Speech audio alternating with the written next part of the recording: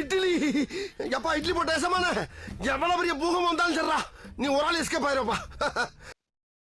Welcome to ஐரக்ஷன் channel. எங்களோட videos உங்களுக்கு பிடிச்சிருந்ததுன்னா லைக் பண்ணுங்க, கமெண்ட் பண்ணுங்க, ஷேர் பண்ணுங்க, மறக்காம சப்ஸ்கிரைப் பண்ணுங்க. ஓகே, என்ன வீடியோ பார்க்க போறோம்னா லூசாப்பா நீ அவங்க சேனல் தான் பார்க்க போறோம். ரீசெண்டாக போட்ட வீடியோ தான் பார்க்க போறோம். பார்க்கலாமா? ஓகே, எல்லாருக்கும் வணக்கம். என் பேர் ஜூலி. ட்ரெய்லர் ரிமோட் மீட்டிங் முடிச்சுட்டு வரோம். நிறைய பேர் கேள்விப்பட்டிருப்பீங்க என் மேல நான் கிட்னி திருடிட்டேன் அப்படின்னு வந்து ஒரு புகார் வந்து என் மேல வச்சிருந்தாங்க. அது உண்மைதானடா, கோவிச்சுக்காதீ. அதாவது திருட்டுனா என்னன்னு தெரியாதவங்க அந்த அவதூறு வச்சிருக்காங்க. ஒருத்தவங்க திருட்டுனா என்ன சார், உங்களுக்கு தெரியாம உங்க பொருளை திருடிட்டு போறது தானே திருட்டு. பார்வதி, என் பிள்ளையோட அறிவை இந்த அப்படி சொல்றாங்க. அப்போ உண்மையிலே ஏதாவது ட்விஸ்டோட இருக்காதுல்ல? இல்ல யாருக்காவது தோழி இருக்குமா? வந்து எனக்கு ஆல்ரெடி கல்யாணம் ஆயிருக்குன்னு சொல்லியிருக்காங்க. எனக்கு வந்து இது 3வது கணவர்னு சொல்லி இருக்கிறாங்க. இவங்க தான் சொன்னாங்க. இவர்தான் என்னோட 3வது புருஷன். நாளைக்கு நீ 5ஆவதா? மெண்டல், நீ சொன்னதே நீ தானே மெண்டல். எங்க சுத்திக்கிட்டு இருக்க? என்னையா ஒண்ணு விட ரெண்டு இல்ல, இது காமெடிக்கு சொல்லக்கூடாது, அதனாலதான் சார் ஒரு இல்ல சார் நான் முடிச்சுக்கிறேன். ரைட் சார், ஃபர்ஸ்ட் நீங்க நான் ஒருமையில பேசினேன்னு சொன்னீங்கல்ல, நான் ஒருமையில பேசினேன் அப்படின்னு சொல்றாங்க. நீங்க எல்லா வீடியோ நான் எந்த வீடியோ delete பண்ணல சார். கன்ஃபார்ம் தான். கன்ஃபார்ம். என்னப்பா இப்படி மாட்டிக்கிட்டீங்களே? என்ன மாட்டிக்கிட்டனா? ஆமாண்ணே. ஆமா, பெரம்பூர்ல வானே பாத்துக்கலாம். ஆஹா ஆடா சொன்னாங்க.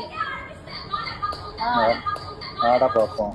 எத்தனை ரீல்ஸ் போட்டு காமிச்சிட்டு இருந்தாங்க. என்ன இந்த பொண்ணு திருட்டு? என்ன உங்களுக்கு கேக்குதா தெளிவா? வானே பாத்துக்கலாம், வாடா பாத்துக்கலாம் நான் சொல்லல.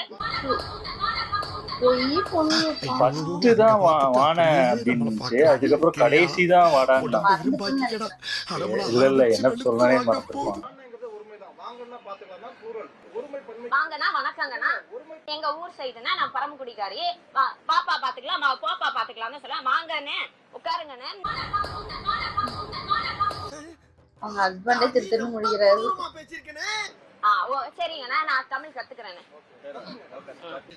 இவ்வளவு சீக்கிரமா புரிஞ்சுக்கிட்டீங்களா? இந்த அவதூறு எதுவுமே வந்து டிஃபமேஷன்ல வராதாம். இது வந்து சிவில் டிஃபமேஷன்ல வருமா?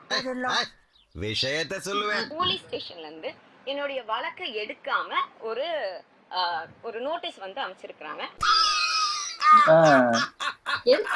இன்னொன்னு, இந்த நோட்டீஸ் வந்து கரெக்டா தாவைக்கு ஆட்சிக்கு வந்ததுக்கு அப்புறம் இந்த நோட்டீஸ் ஏன் வந்துச்சுன்னு எனக்கு தெரியல. அட அறிவுடன உனக்கு ஒண்ணுமே தெரியலையா உனக்கு? நானும் என் கணவரும் பெசநகர் பீச்ல 15 லட்சம் வாங்கிட்டோமா.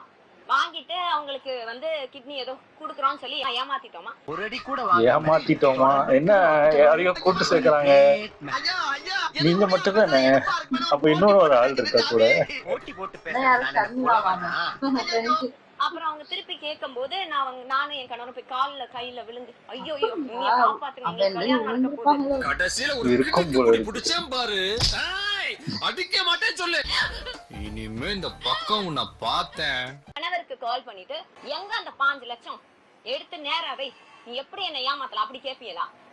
நல்லா இருக்கீங்களா, உங்க மனைவி ரொம்ப நல்லா பேசுறாங்க, பார்த்து பத்திரமா இருங்க அப்படின்னு வந்து இந்த லேடி வந்து சொல்றாங்க. ஏப்பா அவன் சொன்னான்னு சொல்லி என்கிட்ட சொல்றியா? போடா போடா. 3 நாள்ல எனக்கு வந்து என்னை பாம் போட்டு கொன்றுவேன் அப்படின்லாம் மிரட்டல் வருது. நாங்க எல்லா கால்ஸையும் நாங்க ரெக்கார்ட் பண்ணோம். ஏன்னா என் மேல இப்ப வரைக்கும் 3 நாள்ல எனக்கு வந்து என்னை பாம் போட்டு கொன்றுவேன் அப்படின்லாம் மிரட்டல் வருது. இது மத்தவங்களுக்கு வேணா கேலி பொருளா இருந்துட்டு போயிடலாம். இது எனக்கு அப்படி கிடையாது. பிக் பாஸ்ல நடிக்காத பிக் பாஸ்ல பார்த்து நான் ஏமாறுவானா?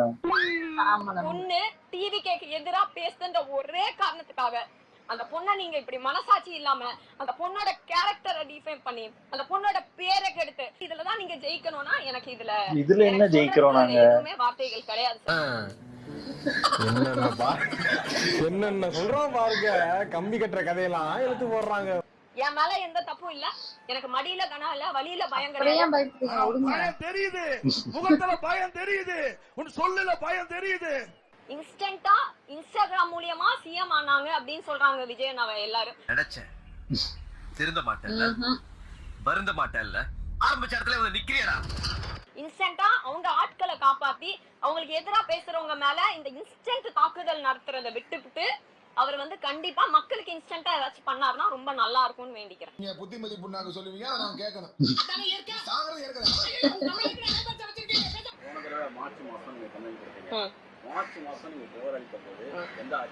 மார்ச் மாசம் நான் புகார் அளிக்கும் போது திமுக ஆட்சி தான் அப்பே எடுத்துருக்க வேண்டியதுதானே. அப்போ என்ன சொல்றா, என்ன சொல்லிட்டு இருக்க? என்னடா என்னமோ கூன்றா என்னங்க நீ ஒண்ணும் சொல்ல போ.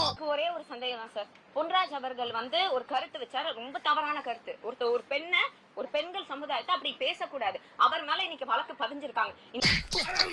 இப்ப அவன் உன்கிட்ட கேட்டானா மூக்க பிச்சு பிடி உன்னைய. இன்னைக்கு என்ன பார்த்து ஒவ்வொருத்தரும் கொச்சையா பேசுறதுக்கு நான் கம்ப்ளைண்ட் கொடுத்திருக்கேன். ஏன் வழக்கு பதியல? அப்ப அவங்க வீட்டு அவங்க கட்சி ஆளுகளுக்கு ஒரு நியாயம், எங்களுக்கு ஒரு நியாயமா சார்? அழுதுக்கு இருக்க நீ மதிப்புக்குரிய மரியாதைக்குரிய சிஎம் விஜய் அண்ணா வந்து சொல்லலாம் 51 பேர் இறந்ததுக்கு நான் காரணம் கிடையாது. ஆனா நான் ஒண்ணே சொல்றேன் சார், நான் என் பிள்ளை இழந்ததுக்கு அவர் மட்டும்தான் காரணம். அவர் எதுக்கு காரணம்? அவரு ரொம்ப அழகா பண்ணிட்டான். போன ஆட்சியில நிறைய பாலியல் வன்கொடுமை சம்பவம் நடந்திருக்கு. நீங்க சார்ந்த கட்சி, அதாவது அப்போதைக்கு நீங்க ஆதரவு அளித்த கட்சியில இருந்து கூட நிறைய பெண்கள் ஆபாசமா பேசியிருக்காங்க. அப்பெல்லாம் ஜூலி அவர்கள் இந்த மாதிரி நீங்க பேசவே இல்லை. நீ கேட்ட ஒவ்வொரு கேள்வி என்ன செருப்பால அடிச்ச மாதிரி இருக்குடா. மாதிரி இல்ல, உண்மையிலே செருப்பால தான் அடிச்சது. சமூகத்தை தானே பேசிட்டு இருக்கீங்க. ஆமாண்ணா, இப்ப அதுல ஒரு செகண்ட் சொல்றீங்களா? அதே இன்ஸ்டாகிராம் தான் ஜூலி பேசிட்டு இருக்காங்க. ஆமா, இப்பதானே வரீங்க. போன தடவை புகார் கொடுக்கும்போது உங்களுக்காக கிட்டத்தட்ட 3 மணி நேரம் வெயிட் பண்ணிருந்தோம். ஜூலி மேடம் வருவாங்க காத்திரே இருந்தோம், வரவே இல்லை.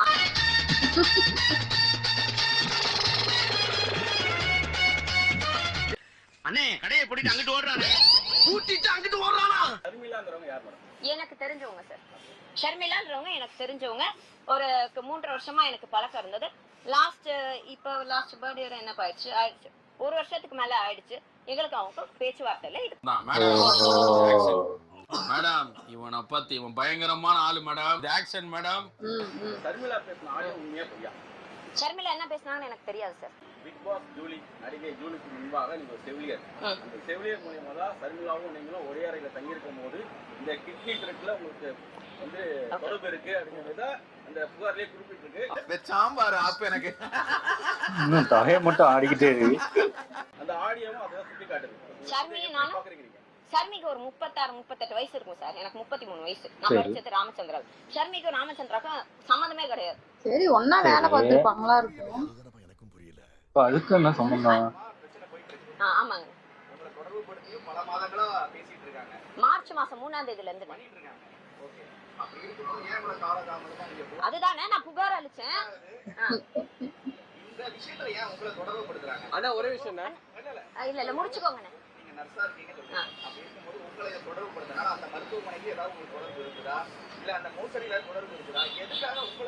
ஒரே விஷயம் ஏதோ தொடர்பு இருக்குமோ என்ற சந்தேகம் எல்லோருக்கும் ஏற்பட்டிருக்கிறது.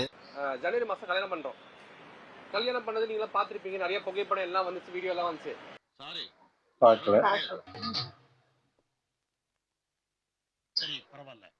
அதுக்கு முன்னாடி கல்யாணம் ஆச்சு, என் பர்த்டே வீடியோ வந்துச்சு, எல்லாம் வந்துச்சு. அப்பெல்லாம் யார் கண்ணுக்கும் தெரியல இவங்க கிட்னி மோசல ஈடுபட்டிருக்காங்கன்னு. இவங்க வந்து கரெக்டா விஜய் சாரை தாக்கி பேசும் போதுதான் ஞாபகம் வருது எல்லாத்துக்கும் கிட்னி மோசல்ல தலையிட்டுருக்காங்கன்னு. என்ன சொல்ல வராரு? எனக்கு தெரிஞ்சதான் சொல்றேன்ல, இவங்களே பேட்டி கொடுத்து மாட்ட போறாங்க. எனக்கு தெரிஞ்சு கொஞ்சம் சீக்கிரம் அந்த கேஸ் எடுத்து விசாரிச்சா தெரிஞ்சிருக்கும். எனக்கு தெரிஞ்சு அதான் இப்போதைக்கு ஜூலி ஏதோ சொல்லாம இருக்கிறதா உள்ளது. தெரிஞ்சு கேஸ் வரட்டும், விசாரணை பண்ணிட்டோம், அது யாரு உண்மையிலேயே பண்ணிருக்காங்களோ அவங்க மாட்ட போறாங்க. இவங்க ஏன் பயப்படுறாங்க?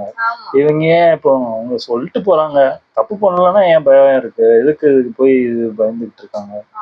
இப்போ ஒருத்தவங்களை பத்தி நீங்க திட்டுறீங்கன்னா அவங்க வந்து நீங்க திட்டுறதெல்லாம் வாங்கிட்டு இருக்க மாட்டாங்க. அவங்க ஆப்போசிட்டா அவங்களுக்கு உங்க மேல என்ன இருக்கு எதுன்னு இப்ப அப்படிதான் நடந்துகிட்டு இருக்கு. அவங்க நீங்க பிரச்சனையா மாத்தி மாத்தி காமிச்சிட்டு இருக்காங்க. இல்ல, சோசியல் மீடியால நீங்க இருக்கிறீங்க, உங்களுக்கு கமெண்ட் மோசமான கமெண்ட் வருதுன்னா அது உங்களுக்குன்னு இல்லை, எல்லாருக்குமே வருது. சோசியல் மீடியால இருக்கப்பட்ட எல்லாருக்குமே ஒரு பேட் கமெண்ட் வரதான் செய்யும். அதை ஒண்ணுமே பண்ண முடியாது, அதை நீங்க கடந்து போகணும். ஆனா அது பப்ளிக்கா ஒருத்தர் வீடியோ எடுத்து ஒருத்தர் அசிங்கமா பேசி போடுறது, அதுக்கு நீங்க கம்ப்ளைண்ட் கொடுக்கறது தப்பு கிடையாது. ஆனா அந்த சோசியல் மீடியால கமெண்ட்டுக்கு வர்றதெல்லாம் ஒண்ணும் பண்ண முடியாது. கமெண்ட் வந்து இப்போ யாருமே ஒரிஜினல் அக்கௌண்ட் வச்சிருக்க மாட்டாங்க. எல்லாம் வந்து வேற வேற ஒருத்தவங்களோட பிக் வச்சுதான் ஃபேக் அக்கௌண்ட் நிறைய பேர் அப்படிதான் வச்சிருப்பாங்க. பண்ணுவாங்க. அதுக்குன்னு அவங்க பண்றாங்கன்னு நான் ஆமா நினைக்கிறேன். அப்படியே ஏமாத்துவாங்க. அதெல்லாம் நம்ப கூடாது. எனக்கு தெரிஞ்ச இது கொஞ்சம் டவுட் வர மாதிரி பாப்போம், எப்படியும் கண்டுபிடிச்சிருவாங்க என்னன்னு. எனக்கு தெரிஞ்ச அதான் அந்த கேஸ் வரும்போது அதுல தெரிய போகுது. தெரிய போகுது. இவங்களே வாயிலே சொல்றாங்க, ஷர்மிளா வந்து 3 வருஷத்துக்கு முன்னாடி தெரியும், அதுக்கப்புறம் 1 வருஷம் மட்டும்தான் பேச்சுவார்த்தை இல்லைங்கிறாங்க. எனக்கு அதான் புரியல. அதாவது உண்மையிலே தெரிஞ்சவங்களாவே இருந்துட்டோம், ஏன் 1 வருஷம் அந்த பேச்சுவார்த்தை இல்லை? இதெல்லாம் எனக்கு எல்லாமே இடிக்கிற மாதிரி தான் இருக்கு. அதான் சொல்றேன்ல, கேஸ் வரும்போது நான் என்ன, அதாவது உண்மையிலேயே அவங்க மேல தப்பு இல்லைன்னா அவங்க ஒன்றும் பண்ண போறது இல்லை, தப்பு இருந்துச்சுன்னா பிடிக்க போறாங்க, அவ்வளவுதான். அவ்வளவுதான். அது நடக்கும்போது பார்த்துக்க வேண்டியது. அதனால எல்லாரும் மாத்தி மாத்தி சொல்லதான் செய்வாங்க. எதை நம்புறதுன்னு எங்களுக்கும் தெரியாது இப்போதைக்கு. அந்த இது பார்த்தோன்னே பார்க்கலாம். அப்போ ஸ்பெஷலா அப்போ ஒண்ணும் பண்ண முடியாது. ஆமா. ஓகே, என் வீடியோஸ் உங்களுக்கு பிடிச்சிருந்தா லைக் பண்ணுங்க, ஷேர் பண்ணுங்க, கமெண்ட் பண்ணுங்க, மறக்காம எல்லாருக்கும்